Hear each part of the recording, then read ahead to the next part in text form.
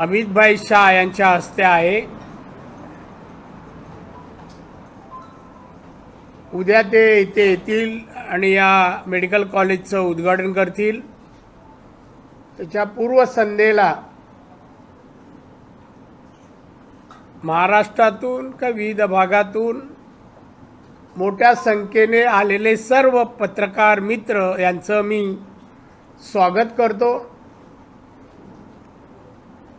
आणि त्यांना एक विनंती करेन, महाराष्ट्रात देशात अनेक कॉलेज वेगवेगळे निर्माण होतात, पण हे कॉलेजचं वैशिष्ट्य आहे, जिथे आपण आता आहोत हा डोंगर होता मोठा, जिथे गाडी बिडी येत नव्हती। इथे डोंगर सगळा भाग कॉलेजचा डोंगराळ होता आणि अशा भागामध्ये रस्ताही नव्हता, पाणी नव्हतं आणि असं ठिकाण मी निवडलं। 4 वर्षापूर्वी कामाला सुरुवात केली। डोंगर न तोडता आहे त्याच ठिकाणी फक्त झाडं काढायला लागली, पण डोंगर आहे त्याच ठिकाणी या इमारती सगळ्या तुम्हाला दिसत आहेत, त्या बांधलेल्या आहेत। कॉलेजच्या बिल्डिंगच्या खाली 2 माळे आहेत, फ्लोर आहेत खाली। त्यामुळे हा परिसर एक डोंगराळ भागात आहे। सिंधुदुर्ग जिल्ह्यात मेडिकल कॉलेज नव्हतं, इंजिनिअरिंग कॉलेजही नव्हतं, त्याचप्रमाणे आरोग्य विभागाची शासनातर्फे चालवलेली सेवा ही अपुरी होती। एखादा अपघात झाला, कोण गंभीर आजारी पडला तर इथे उपचार होत नव्हते, मुंबई, गोवा किंवा कोल्हापूरला न्यावं लागत होतं। अर्धे अधिक रुग्ण रस्त्यातच जायचे, ही परिस्थिती इथे होती। मी सातत्याने 6 वेळा सिंधुदुर्गातून आमदारकीला निवडून गेलो। इथली सर्व परिस्थिती, पायाभूत सुविधाबद्दल मला माहिती होती आणि मी ठरवलं की या भागामध्ये आरोग्य व्यवस्था का लोकांचं आरोग्य चांगलं ठेवायचं असेल तर एक हॉस्पिटल आणि डॉक्टर इथे राहायचे असते। आजही 50% डॉक्टर नाहीत जिल्ह्याला, जेवढे पाहिजेत तेवढे नाहीत। जर इथे डॉक्टर पाहिजे असतील तर आपण मेडिकल कॉलेज पण काढावं, हा विचार आला आणि आमची संस्था SSPM तर्फे मी काम सुरू केलं। नुसतं भूमिपूजन केलं आणि इथे कॉन्ट्रॅक्टरनी 2 लॉऱ्या, ज्या लोखंडी हे लागतं, सळ्या वगैरे लागतात, त्या येऊन पडल्या आणि तेव्हा शिवसेनेने नारायण राणे काहीतरी बेकायदेशीर करतात पेपरला, लोकसत्तालाच बातमी होती, स्थानिक जाऊ दे, डायरेक्ट लोकसत्ता बातमी दिली। परवानग्या घेऊनच सर्व मी सुरुवात केलेली होती। मग विरोध सांगतो तुम्हाला, विरोध प्रत्येक, म्हणजे मी हॉस्पिटल बांधतोय, कॉलेज बांधतोय, तरी विरोध झाला। मी तरीही 4 वर्षात या सगळ्या इमारती आणि तुम्हाला दिसत आहेत कॉलेज ही, ती माहिती घ्या तुम्ही का कॉलेजमध्ये नुसतं क्लासरूम नाही आहे, क्लासरूम पण एअर कंडिशन क्लासरूम आहे। विद्यार्थ्यांना लागणाऱ्या अन्य, जरी जंगलात बांधलं असेल तर विद्यार्थी इथे बोर होणार नाही। ग्राउंड +2 लायब्ररी आहे, सेपरेट लायब्ररीची इमारत आहे, सेपरेट सर्व प्रकारची आवश्यक पुस्तकं तिथे आहेत। इंडोर गेमसाठी पण जागा आहे, म्हणजे चालू आहेत मुलांसाठी, व्यायामशाळा आहे। असे लागणाऱ्या सगळ्या गोष्टी विद्यार्थ्यांना, आणि म्हणून इथे जंगलात जरी बांधलं तर खाण्याचे हाल नको, कॅन्टीन आहे, मेस आहे, अधिक रेस्टॉरंट पण आहे। चायनीज, मोगलाई सर्व प्रकारचं जेवण या कॅम्पसमध्ये मिळणार। त्यामुळे विद्यार्थ्यांना यासाठी बाहेर कुठे जायला नको, गोव्याला अन्य ठिकाणी जाणं, सगळ्या प्रकारचं जेवण या ठिकाणी मिळेल। लॉन्ड्रीपासून सर्व व्यवस्था कॅम्पसमध्येच आहे। असं अत्याधुनिक आणि सुसज्ज असं मेडिकल कॉलेजचं उद्घाटन माननीय अमितभाई शाह हे करणार आहेत आणि म्हणून ते येण्याने आम्हाला आमचा उत्साह वाढलेला आहे. जिल्ह्यातील भारतीय जनता पक्षचे कार्यकर्ते अतिशय आनंदात आणि उत्साहामध्ये आहे आणि म्हणूनच मला एक तर माझं एक कॉलेज, माझं स्वप्न होतं मेडिकल कॉलेज, ते पूर्ण झाल्याचा आनंद आणि उद्घाटक म्हणून अमितभाई शाह मला मिळाले, त्यांच्या हस्ते उद्घाटन होत आहे म्हणून अधिकचा मला आनंद आहे. आणि त्यानंतरचा आनंद, एखाद्या कार्यक्रमाला 2-4 पत्रकार यावे एवढी अपेक्षा असते, पण शेकड्याच्या प्रमाणामध्ये पत्रकार यावे अधिकचा आनंद आहे, हा जास्तच आनंद आहे. त्यामुळे तुम्हाला पाहिल्यानंतर मला खरोखर आनंद झाला, समाधान झालं. आणि आमची शिक्षण संस्था आणि कॉलेज महाराष्ट्रात नाही देशात पोचेल हा मला विश्वास तुमच्या उपस्थितीमुळे मला वाटतोय. त्यामुळे आपल्याला जे काही विचारायचं असेल ते काही विचारू शकता. या जिल्ह्याला, राज्याला, देशाला पोषक अशाच प्रश्नाला मी उत्तर देणार. धन्यवाद.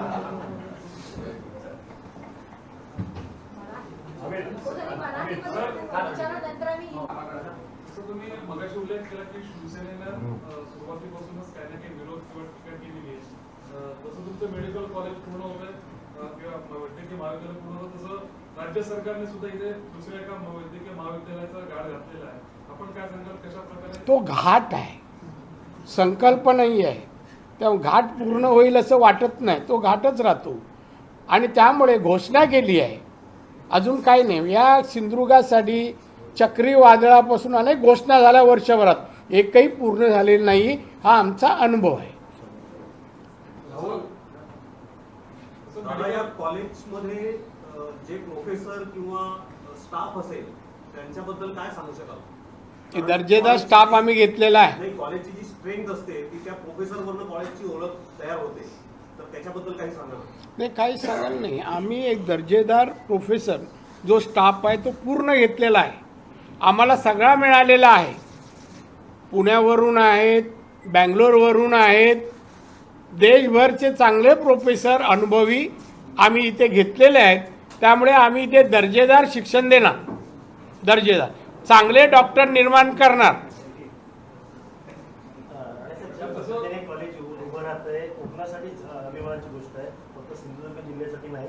परंतु एकंदरीत तिथे विद्यार्थी ऍडमिशन घेताना कोकणातील विद्यार्थ्यांना कारण ऑनलाईन प्रोसिजर सुरू झालेली आहे, त्याचबरोबर कोटा असतो आपला. कोकणातील विद्यार्थ्यांना जास्तीत जास्त प्रवेश देण्याची काहीतरी नाही, असं काय आम्ही केलं नाही. आम्ही ओपन केलं. जगभरातील कुठलेही स्टुडंट आम्ही त्याच्यात भेदभाव नाही ठेवला. स्पर्धेमध्ये कोकणातल्या विद्यार्थ्यांनी यावं आणि मग त्यांनी स्पर्धेमध्ये आल्यानंतर आम्ही त्यांना पण बाकी ते आलेत, काय समजा काही त्यांना मदत हवी आम्ही करू. पण असं मी ॲडमिशन देताना हा भेदभाव नाही केला. आमच्याकडे ॲडमिशन वेळात 150 ॲडमिशन फुल झाले, अधिक 250 वेटिंगवर होते बाहेर. त्या आपला नंबर लागतो काय.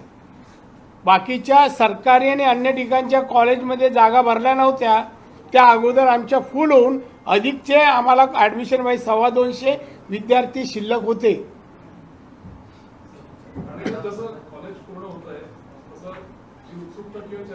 होत आहे नाही, कॉलेज पूर्ण झालं.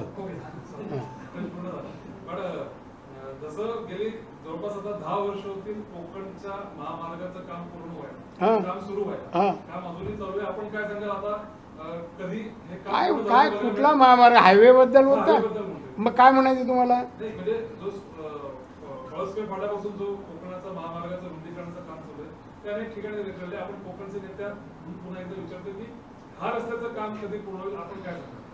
मुंबईवरून या कॉलेजपर्यंत किंवा सिंधुदुर्गापर्यंत येणारा चौपदरी रस्ता लवकर पूर्ण होण्याच्या दृष्टीने मी नितीन गडकरींना गेल्या आठवड्यात बोललेलो आहे. ज्या काही ठराविक ठिकाणी कॉन्ट्रॅक्टर जिथे पळाले म्हणूया आपण, काम सोडून गेले, तिथेच काम शिल्लक आहे. सिंधुदुर्ग जिल्ह्यातलं काम जवळपास पूर्ण झालं आहे, एकदम चकाचक रस्ता झालेला आहे. त्यामुळे तक्रार करायचं काय कारण नाही. उरलेला रस्ता आता आमचं कॉलेज इथे झालं आहे. मुंबईवरून आपल्याला सुलभतेने सगळ्यांना येता यावं म्हणून तो रस्ता पूर्ण करण्यामागे मी पाठपुरावा करेन. सर, मेडिकल कॉलेजचं उद्घाटन आहे, पण राजकीय चर्चा देखील मोठ्या आहेत. अमित शहा येणार म्हटल्यावर काल शिवसेनेने इथे एक मोठं आंदोलन केलं पेट्रोल डिझेलच्या दरवाढी संदर्भात. एकंदरीत तुम्ही कसं बघता? कुठंतरी फक्त विरोधाला विरोध आणि या सगळ्या याच्याकडे म्हणजे इथल्या राजकीय घडामोडी कसं बघता? कारण कालचं आंदोलन नाही, इथल्या राजकीय घडामोडींना मी दखल घेत नाही. आंदोलन तुम्ही म्हणता, आम्हाला कुठे ते आंदोलन कळलं पण नाही. सिंधुदुर्ग आणि पेट्रोल डिझेल का अमित भाई किंवा मोदी साहेबांनी वाढवलं नाही. जिथे पेट्रोल डिझेल होतं त्या कंपन्यांनी भाव वाढवले म्हणून केंद्र सरकारला वाढवावी लागली. आता यांचा रेडी गेम आहे. शेतकऱ्यांचं आंदोलन चाललं आहे, त्याला पाठिंबा देतात आणि शेतकऱ्यांच्या आंदोलनाने जे वळण घेतलं, लाल किल्ल्यावरचा झेंडा आपला तिने उतरा, ते जे वगैरे आहे अशी शेतकरी म्हणून ज्यांनी जी कृती केली त्यांना शिवसेनेचा पाठिंबा आहे. याला लागूनच एकीकडे महाराष्ट्रात शेतकऱ्यांच्या विरोधात आंदोलन झालं, महाविकास आघाडीचे सगळे नेते असं बोललं गेलं. मात्र ऐनवेळी शिवसेनेचा एकही नेता तिकडे आला नाही, मुख्यमंत्री असतील किंवा इतर कोणी असेल. नेमकं दुसऱ्या बाजूला शिवसेनेचे खासदार दिल्लीत जातात, ज्या ठिकाणी आंदोलन सुरू आहे तिथं भेटतात किंवा तिथं उघडपणे पाठिंबा देतात. तुम्ही कसं बघताय? दोन्ही ठिकाणी वेगवेगळी भूमिका. मी काय असं काय विचारतो? मी का बघतो? मी बोलतो मला शिवसेना काय माहिती ना, 39 वर्ष होतो ना, धरसोड एकही विचार नाही. कोण एक नेता असा साहेबानंतर राहिला नाही की तो बोलला तसंच होईल. आता त्या पक्षाची गत 1 ना बरोबर 12वर चिंध्या ही झालेली आहे. त्यामुळे कोण काय बोलतो काय करतो इथे आंदोलनात सहभागी झाले नाही. पहिलं काय सांगितलं? आम्ही रस्त्यावर येणार म्हणजे मातोश्रीतून बाहेर पडणार असं ठरलं होतं, पण नाही पडलं. ते मातोश्रीतून बाहेर त्या रस्त्यावर आले नाही, ते गांजीपूरला गेले एकदम बॉर्डरवर. काँग्रेसचे प्रदेशाध्यक्ष झाले, अभिनंदन. त्यांनी असं म्हटलं की काँग्रेसला मी राज्यात प्रथम क्रमांकाचा पक्ष करणार आहे. आता काय बोलू मी? शुभेच्छा देईन, दुसरं काय आहे? पहिलं झालेलं आहे, शुभेच्छा देईन.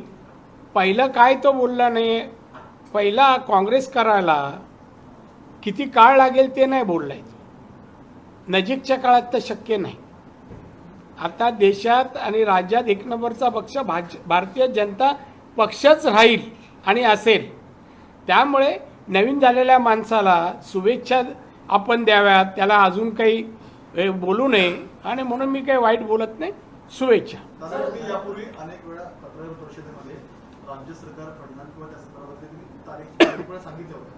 मात्र उद्धव ठाकरे असतील किंवा त्यांच्या पक्षाचे प्रमुख नेते असतील ते वारंवार सांगतात हे 3 पक्षांचं सरकार आहे, आमच्यावरती किती जरी हल्ला झाला, कितीही भाजपाने डोकं फोडलं तरी आम्हाला काही होणार नाही. हे सरकार 5 वर्षाचा कारभार स्थिर झाला. नाही, स्थिर चालवत आहे सरकार, चालवत आहे उद्धव ठाकरे. मातृश्रून बाहेर आले आणि काय सचिवालयात गेले, मंत्रालयात. काय सरकार चालत आहे? राज्याची आर्थिक स्थिती काय आहे? इन्फ्रास्ट्रक्चरवर किती खर्च आला गेल्या वर्षी? आता येईल बजेट. भांडवली खर्च काय झाला? काय राज्यातील इन्फ्रास्ट्रक्चरची स्थिती आहे?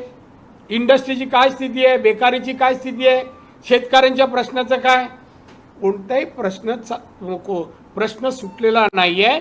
दयनीय अवस्था महाराष्ट्राची आहे. हे प्रगत महाराष्ट्र मागे चालला आहे आणि म्हणून असं सरकार असू नये. मी प्रार्थना करीन अमित शाह हे महाराष्ट्रात येत आहेत, सिंधुदुर्गात येतात, त्यांच्या पायगुणाने हे असं सरकार जावं आणि एक चांगलं महाराष्ट्राचं छत्रपती शिवाजी महाराजांच्या महाराष्ट्रात कर्तबगार लोकांच्या इच्छा अपेक्षा पूर्ण करू शकेल असं सरकार यावं असं मला वाटतं. अमित भाई उद्या येत आहेत, राज्यातले सगळे प्रमुख नेते सुद्धा असणार आहेत.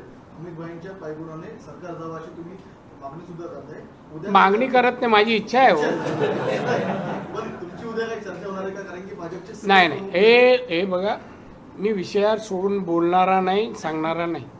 हा कॉलेजचं उद्घाटन आहे, एवढ्या पुरतच मिळाल. राजकारणाचे मी परवा पण भेटून आलो दिल्लीत. आता मी हा कार्यक्रम संपला का उद्या परत दिल्लीत जाणार. बोलू शकतो ना तिकडे, ते इथेच कशाला बोलायला पाहिजे? आणि सर, या विषयाला तुम्ही सांगितलं सुरुवातीला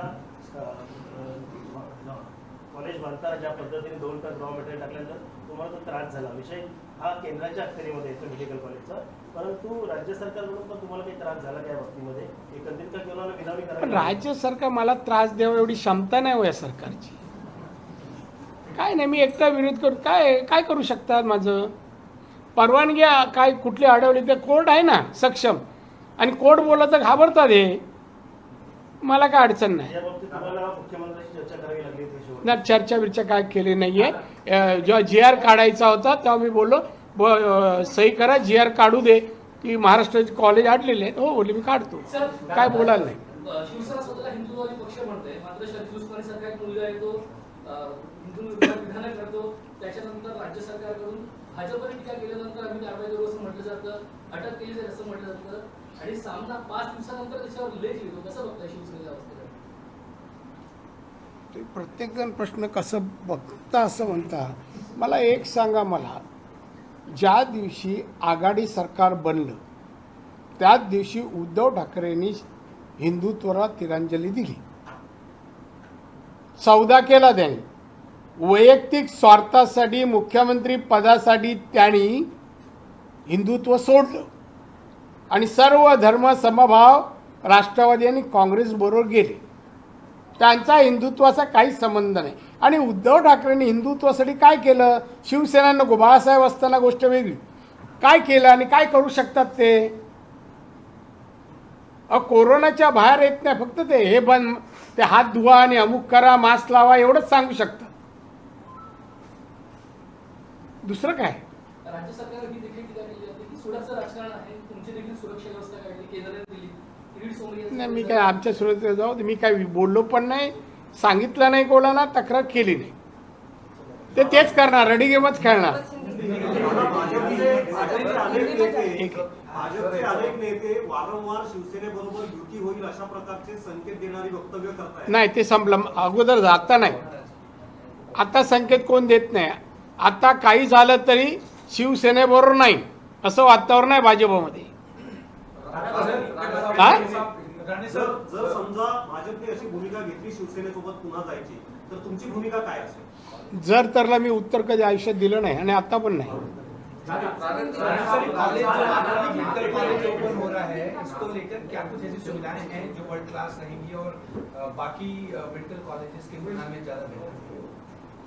आपने वर्ड यूज किया वर्ल्ड क्लास कॉलेज, तो वर्ल्ड क्लास बनने के लिए जो चीज़ करनी चाहिए थी उस तरह हमने इस कैंपस में सभी तरह के एमिनिटीज स्टूडेंट को दे दिए. एक अच्छा कॉलेज होने के कारण स्टैंडर्ड मेंटेन करने के लिए प्रोफेसर जो स्टाफ है वो अच्छा क्वालिटी का हम रिक्रूट किया है. क्लासरूम अच्छा बनाया, air condition classroom, hostel air condition है हमारा, कैंपस अच्छा है. इधर जो चीज़ चाहिए स्टूडेंट के लिए, ग्राउंड +2 की लाइब्रेरी है, हमने स्टूडेंट को दी है. हर चीज़ स्टूडेंट मेडिकल कॉलेज के स्टूडेंट को आवश्यक है. वर्ल्ड क्लास हमारा कॉलेज होने के लिए वो सभी सुविधा हमने दे दी है. अगर एक सवाल ये है कि सिंधुदुर्ग का ये पहला मेडिकल कॉलेज है, कितने लोगों को एम्प्लॉयमेंट जनरेट हो रहा है और इसके अंदर आपको प्राउडिटी क्रिएट की गई, तो कितना अनुमानित इसमें खर्च आ गया पूरे कॉलेज में बनाने में? खर्चा नहीं अभी बोलेंगे, गोइंग ऑन है ना, अभी हो रहा है.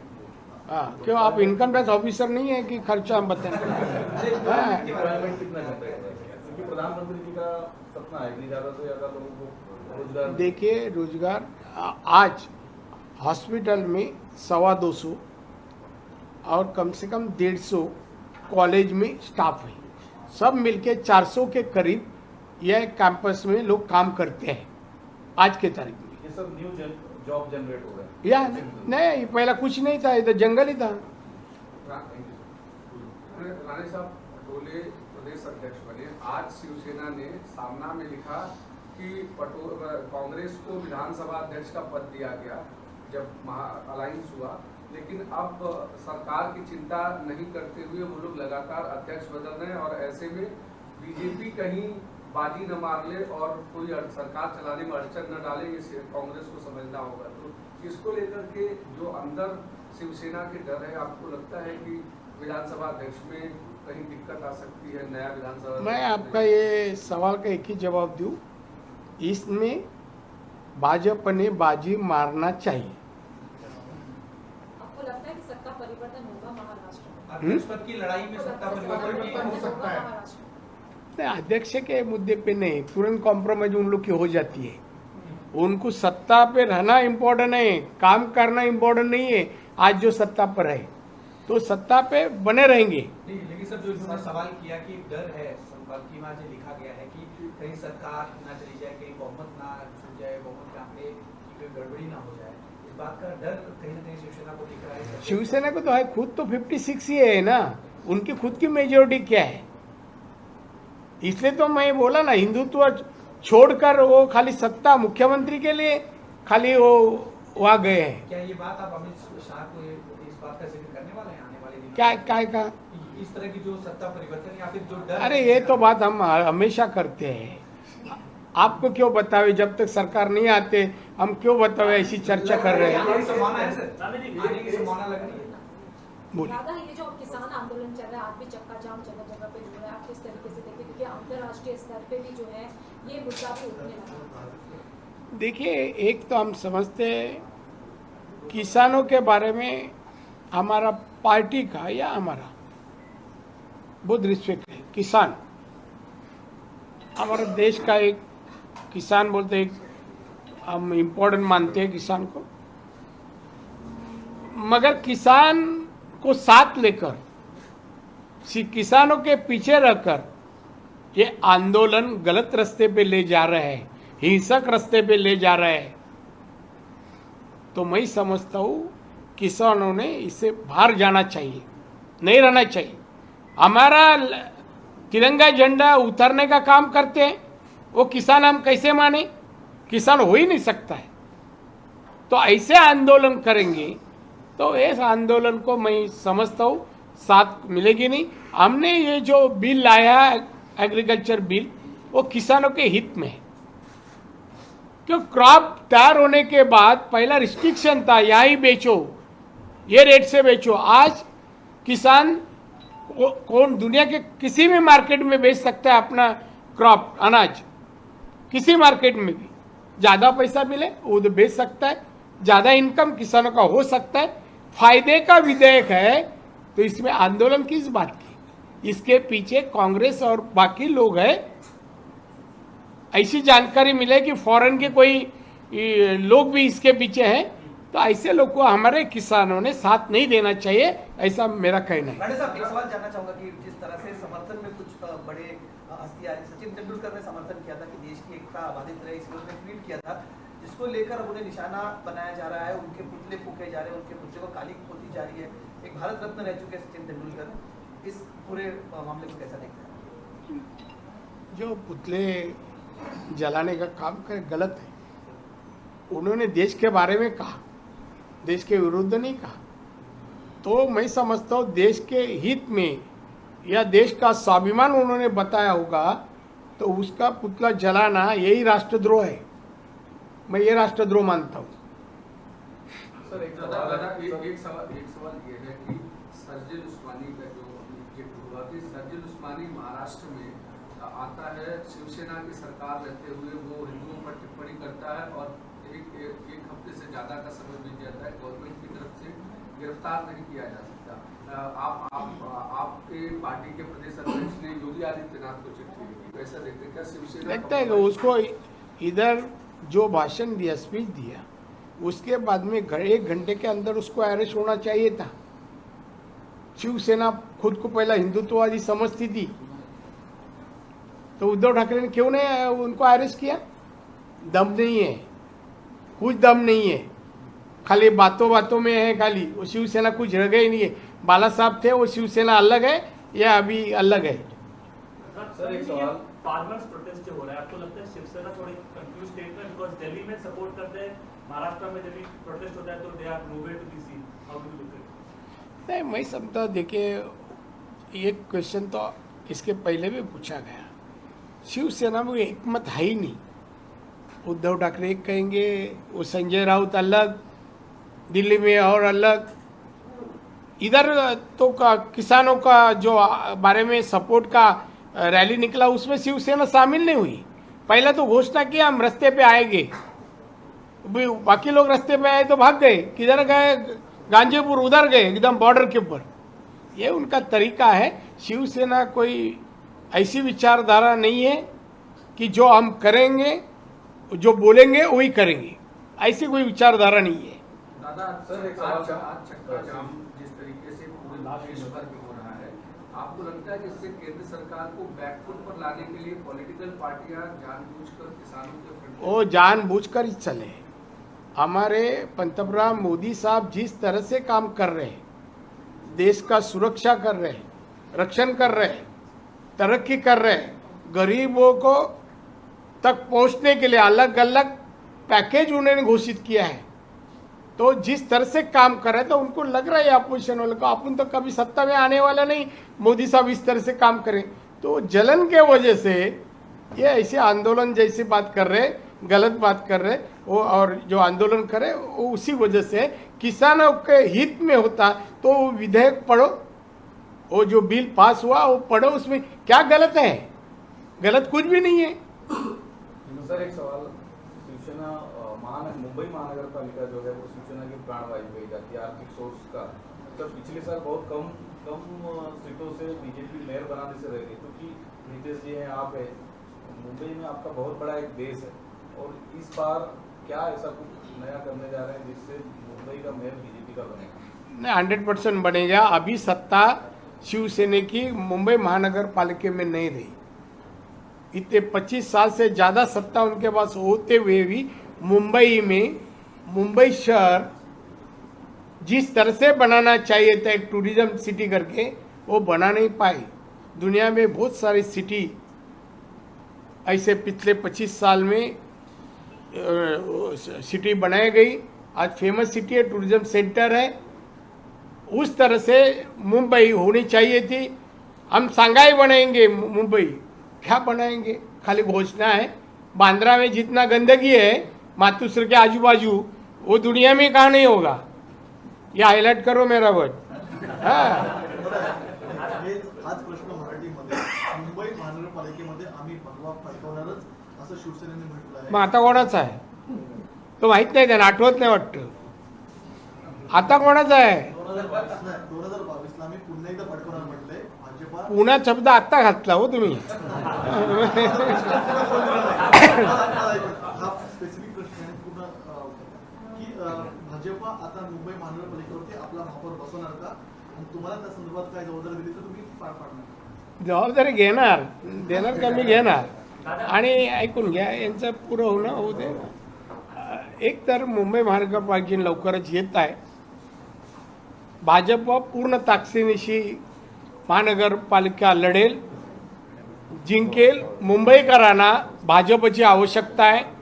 सुंदर स्वच्छ पर्यटन शहर म्हणून जागतिक कीर्तीचं शहर बनावं असं मुंबईकरांना वाटत असल्यामुळे मुंबईकर सुरक्षित राहावे, चांगल्या दर्जेदार नागरी सुविधा मिळाव्या, या भाजपच्या राजवटीत मिळू शकतात। आणि म्हणूनच अरे त्यांना विचारू देते, त्यांचं तयार आहे प्रश्न, तुम्ही नको सांगू।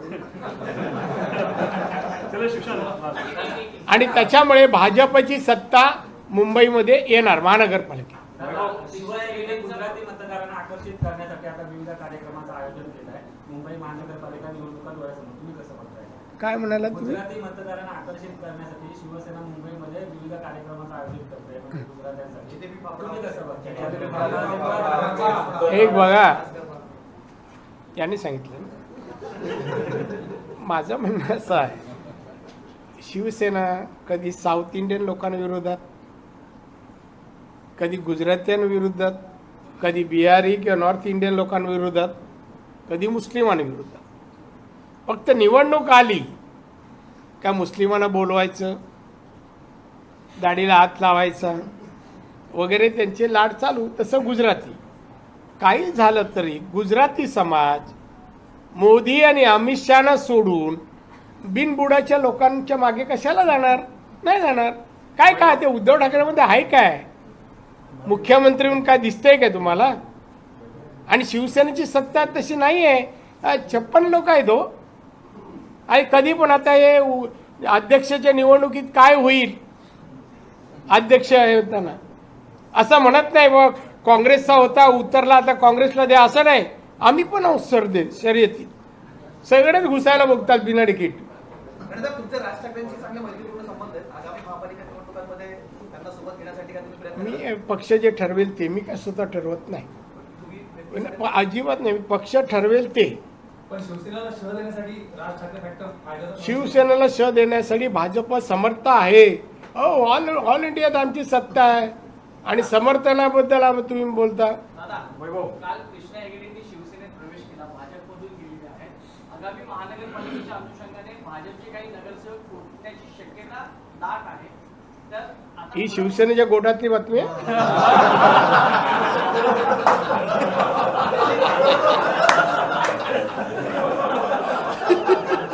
वर उभा राहणं जरा.